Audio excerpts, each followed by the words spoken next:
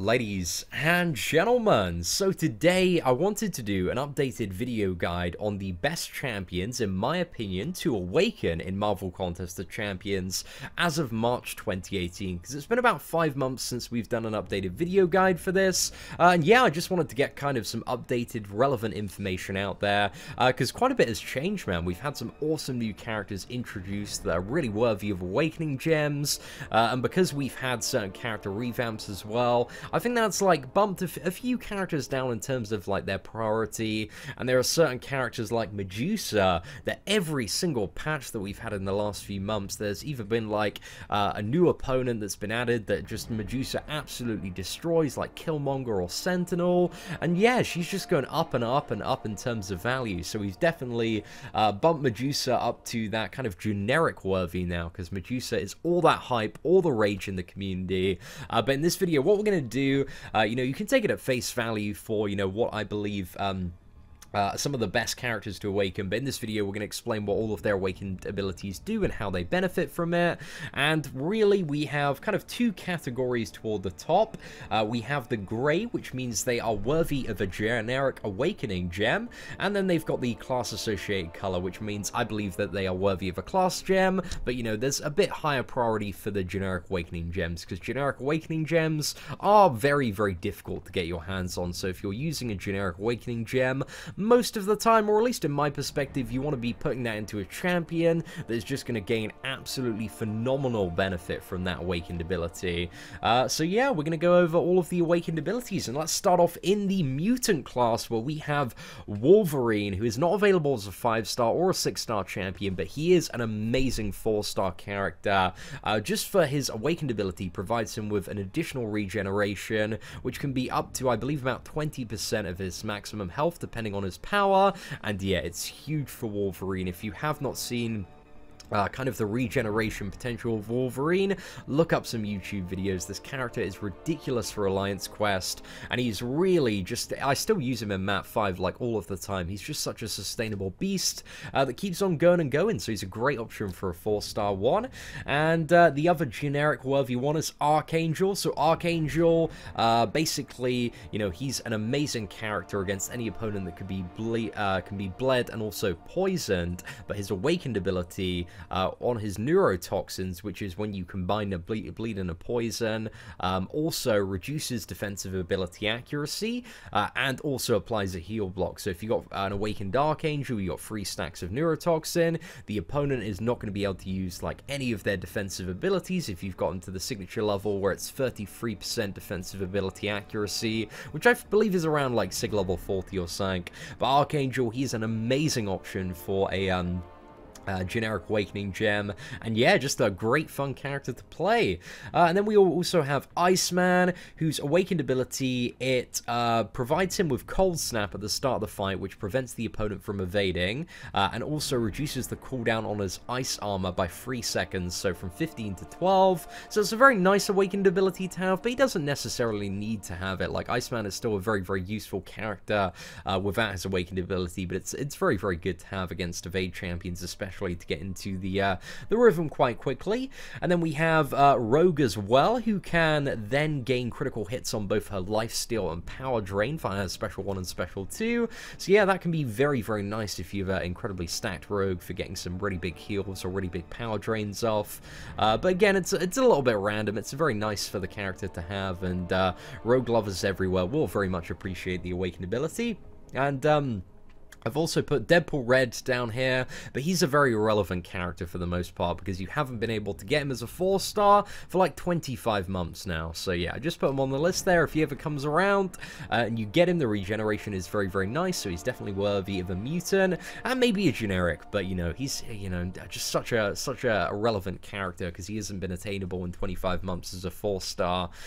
So yeah, not too much to talk about there. And then we go into the Mystic class, where we have the the two champions that I believe are worthy of generic. So we got Dr. Voodoo, who is a beast, man. I love Dr. Voodoo. There is so much this character can do, but he needs to be awakened if you want to play him, because that provides him with an ability called Brother Daniel, which, depending on which combo you use, either transfers the spirit of Brother Daniel into Dr. Voodoo. It always starts on Dr. Voodoo, but you can transfer it into your opponent, and it has different effects depending on which one. If it's in Dr. Voodoo, it increases the duration of his buffs. His ability accuracy allows you to stack more lowers, doubles the duration of his regeneration at the start, and if it's in the opponent, it increases the duration of debuffs, so you can have a longer parry, reduces ability accuracy by 50%, so you can mitigate like limbos, and also evade chances, and yeah, there's a lot of complexity and depth to Dr. Voodoo, but yeah, very, very valuable awakened ability, and if you want to play Dr. Voodoo well, you need to have him awakened. And then we have,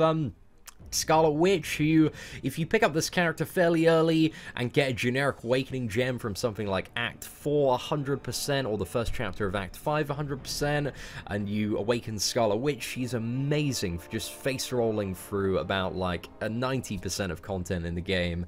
She's just such an effective, hard-hitting champion. You've got Regeneration, Nullify, Stun, the ability to Power Steal, Power Lock randomly. So yeah, Scarlet Witch, you know, coming from somebody who's used a lot of like pre-nerf Scarlet Witch on the free-to-play account, she's still great for progression, man. She's really, really good as a 4-star, so yeah, very valuable character there. Also got Ghost Rider, amazing character to have awakened, because it gives him an additional Judgment, which is a Fury one, which can combine with the Bleed very, very nicely to have a huge amount of additional damage. But also an additional Judgment allows you to extend the duration of all of his Judgment effects, which greatly increases his utility. You can have more Nullify uptime, more Regeneration uptime, more Fate Seal uptime, a bigger power drain. So yeah, there's a lot you can do with Ghost Rider that's even more elaborated when he's awakened. So yeah, very valuable there. We've also got Magic, whose Limbo is very, very useful, especially with points in Mystic Dispersion. So the awakened ability allows her to trigger Limbo when she procs over power thresholds, and yeah, this is amazing for Magic on Alliance War defense, although she's not really too popular at the moment on Alliance War defense. You still see some Magics here and there, but Blades are tearing through Magics left and right. But as a playable champion, Magic's great for dealing with anything that kind of has like a constantly ticking degeneration, because she's going to be constantly rewinding the damage with Limbo. I know a lot of people use that take Starburst paths in map 6 use Magic, so yeah, quite a bit of value there. Then we've got Mephisto and Dormammu, who both have very good awakened abilities to make them even more annoying to fight if you want to place them on Alliance War defense. So Mephisto, you know, allows him to proc Aura of Incineration when taking damage, and Dormammu applies a degeneration whenever a buff expires on the opponent, which makes him a pain in the ass to fight. Then we have the skill tree, so we've got Blade, who gets potential infinite regeneration that you can harness via, you know, dashing back, holding block. I don't think you even need to dash back, I think it's just hold block, and you convert your power into health, and it's just a phenomenal ability. Combined with everything else, Blade is the god of this game at the moment. So yeah, he is definitely worth a generic for that very, very powerful regeneration there. And then we have Glen Paul, who has ability accuracy reduction by 2% on every hit. So after 50 hits, 100% ability accuracy reduction. Still a very, very hard-hitting and popular character. And also an additional caveat of her awakened abilities: it caps the amount of damage she receives from a special attack by a certain percentage of her maximum health, which isn't too huge. It's mainly the ability accuracy reduction, which makes her so great when awakened. And then we have Taskmaster, who gains additional concussion debuffs when he exploits weaknesses. I believe that's how it works. Basically, you get a huge amount of ability accuracy reduction when you awaken Taskmaster. And yeah, if you want to play Taskmaster, he kind of does need to be awakened. Very, very effective ability accuracy reducer there. So yeah, he's quite fun to play. I really enjoy him.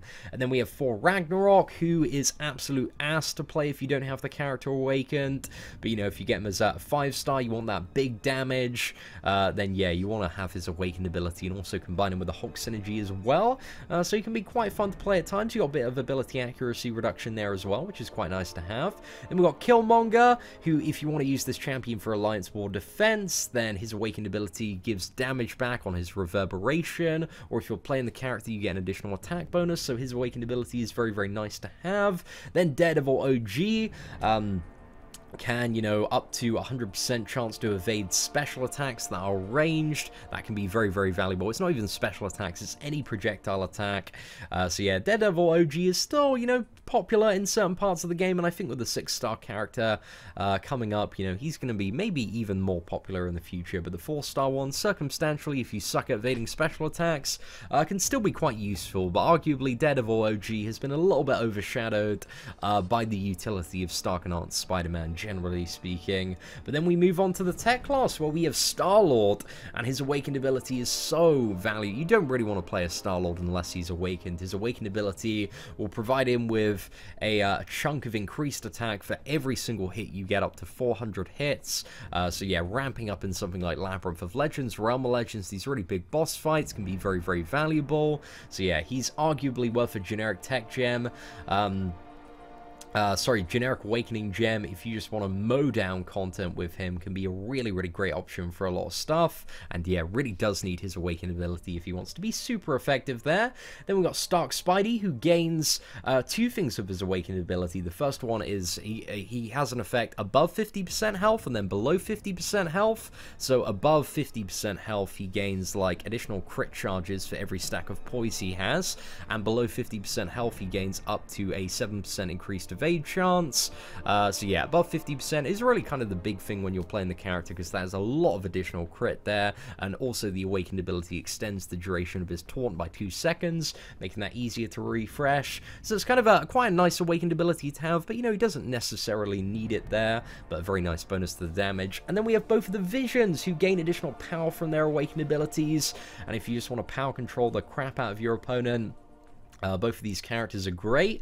And we also have the new addition of Sentinel, who is a double immunities character. Got a lot of interesting stuff going on Sentinel, but Sentinel is a really quite hard-hitting character when you get to 100 analysis, but it takes, you know, quite a lot of time to get to 100 analysis unless you have his awakened ability, which allows him to gain 20 analysis every time the opponent uses a consecutive special. So if you're baiting special ones over and over again, you can get to 100 really, really quickly. But yeah, very, very useful to have for Sentinel, man. And Sentinel was so much fun to play. I really, really enjoy that character. But yeah, that's it for tech. And then we move on to science, where we have Void as probably the top option. Some people say, you know, can argue that Void is maybe worth a generic. You know, I can kind of see that perspective for some people. Personally, I'm not quite there with the generic on Void yet, but I do think he is the most valuable science champion for a lot of people to awaken and invest a lot of signature stones into, because he does need to be awakened if you want to play him, because that allows him to gain this Essence of the Void buff, combine all his debuffs into kind of one big one, and then stack more debuffs on top of that, which will reverse stuff like healing and power gain. So yeah, very, very powerful awakened ability, but also needs a lot of signature levels as well. We also have Gladiator Hulk, who has an awakened ability which can either give him a huge bonus to his attack or regeneration when him or his opponent reaches 20% health. So yeah, just going through quests and stuff, you can get quite a nice bit of regeneration when your opponent reaches 20%, and yeah, it's completely random which one procs. I've played with my 4-star Gladiator Hulk quite a lot. I love the character, and arguably at the moment, if you get a 5-star one, a lot of people are saying that he is arguably the best option for an Alliance War final boss Dormammu, which I'm fairly inclined to agree with. You know, he handles Dormammu's, Magic's, Mephisto's incredibly well. So yeah, much love for Gladiator Hulk, man. He's a very, very fun champion to play. Then we've also got the recently buffed Red Hulk, whose awakened ability allows him to start with 2 Incinerate charges and also gain Incinerate resistance every time that what is it? Yeah, he has an Incinerate charge that builds up. So yeah, makes him essentially fully immune to Mephisto if he's a kind of a fairly like mediocre sig level, which can be very, very valuable if you're fighting a lot of really annoying Mephistos there, and also generally good for getting a lot more burst damage out of Red Hulk quite quick. Then we've also got Hulk, who gains a huge amount of attack off his Awakened ability, depending on the percentage health that he has. So yeah, if you're a big fan of the OG Hulk, then this can be quite a useful Awakened ability and does benefit him quite a bit in modes of content where you're reviving up and just using like a 20% revive. So yeah, a lot of additional damage to be had there. You've also got Luke Cage, whose Awakened ability Indestructible. Since the Luke Cage buff, Luke Cage is phenomenal now. He's such a good character to play, and the Awakened ability, yeah, essentially allows him to be immune to damage for a few seconds if he takes damage, and this now has a cooldown depending on the sig level, so I think it can reset. I think you can lower the cooldown to something like 32 seconds, but when you awaken him, I think it's like 45, and then more levels, it's going to push it down to 32 seconds. But yeah, this can be great for tanking special freeze, and if you mess up, it can be many buffers throughout a long fight for taking damage, while taking no damage, avoiding taking damage. So yeah, can be quite useful there. And then we have Spider-Man. Spider-Man is still quite an annoying Alliance War defender for a lot of people to deal with. So yeah, like he can be potentially a good option there. But I think he's fairly down the list in terms of Awakening Gems. My advice to a lot of people is always focus on building the strongest offensive roster as possible, so you can clear all of the content, get all of the rewards, and maximize your stuff there. And then we move on to the Cosmic class, where we have Medusa as our generic option there. Gains her Awakened ability of being able to get Furies, which is essential if you want to use the character for Alliance War defense, because it allows her to trigger her auto block there. Great amount of additional damage on the character when awakened. Also a bit of a buffer if you mess up. You have a chance to, convert the Furies into like a parry there. So yeah, Medusa is just the gift that keeps on giving, really. I've been very pleasantly surprised with all the uses coming in with Medusa against like Sentinels, Killmongers, the Final Act Ultron and Act 5.4, and just really, she's just having some really great uses all around. So yeah, I'm loving Medusa at the moment. So I decided to bump her up over Hyperion, who Hyperion I think is very clearly kind of the second option for Cosmic. Hyperion's Awakened ability allows him to extend the duration of buffs, which has benefits on his Furies, his power gain, and also his regeneration if you choose to use that. So yeah, it can be very useful in terms of his overall damage output, so it's really nice to have there. We also have 4 and Drax, who both gain like 4 needs to be awakened really if you want to play the character.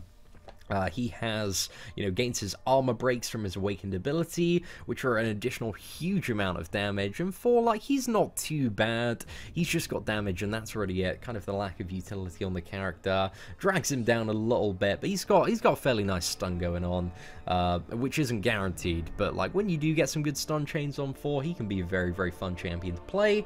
Drax as well gains some nice Furies from his Awakened ability, which can be very nice, because that character, he's kind of a nice damage machine. He's not really like super up there, but an Awakened Drax can be quite fun to play still. And then we have Hela, who gains the ability to cheat death, or when she's about to take a killing blow, essentially gains indestructible, not only cheats death but gains indestructible for a few seconds. So if you're a big Hela player, if you really enjoy the character, and she's quite fun to play, a bit of a ramp up damage champion, then yeah, she could potentially be worth a Cosmic Awakening gem there. But that's my thoughts on some of the characters that, are currently worth Awakening gems. I think a couple of characters that I think the only characters that I removed from ones that I believe are worthy of Awakening gems are Quake and Cap World War II, because I don't really think Quake needs to be awakened. She gains very minimal benefit from her Awakened ability, and with all these science options, I was looking to kind of cut it down a bit.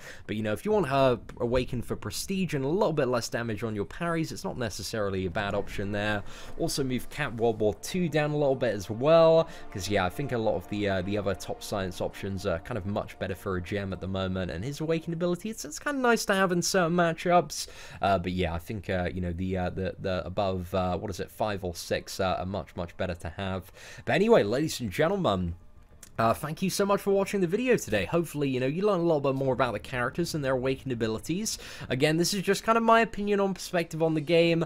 At the end of the day, if you want to Awaken characters, if you want to make different rank up decisions because you like them or you personally feel they're better options, that is absolutely fine. You can do what you want at the end of the day. Just trying to share, as much information and knowledge from the perspective that I've gained as I possibly can. But ladies and gentlemen, if you did enjoy this video, feel free to smash that like button. That'd be greatly appreciated. Apart from that, thank you very much for watching. Take care, and I hope that you have an absolutely fantastic day.